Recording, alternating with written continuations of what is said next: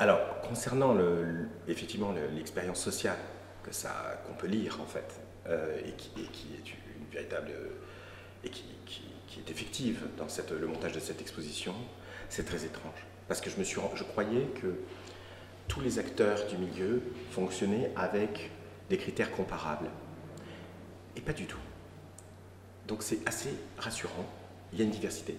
Il y a des gens qui ont invité des personnes beaucoup moins célèbres pour les aider. Il y a des gens qui ont invité des personnes plus célèbres pour rentrer en contact avec elles. Et c'est pas du tout méprisable, c'est normal qu'elle voulait se faire voir de personnes, et puis c'est un acte de générosité. Il y a des gens qui ont invité des gens qu'ils aiment, pas seulement des amis, mais des amours en fait.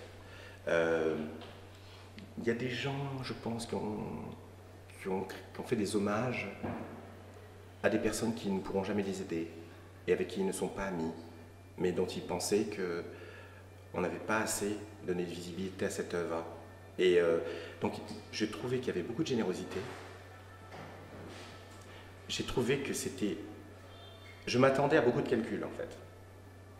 D'un peu une idée courante fondée sur un cynisme des acteurs du milieu. Il y en a, c'est normal, c'est un milieu professionnel. Mais j'ai été surpris par la quantité de motifs affectifs qui se sont mêlés à ces calculs. Je ne pensais pas que c'était aussi important et ça m'a rendu optimiste. Je me suis dit, mince, les gens sont beaucoup plus sentimentaux que ce que je croyais.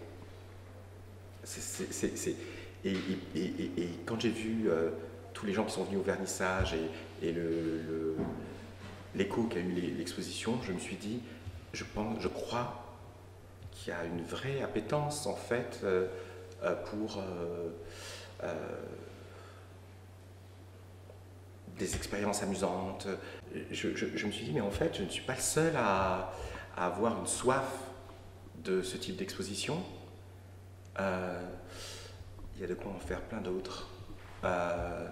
Peut-être qu'on est prêt à tous se détendre à la fois dans la joie et dans l'ambition.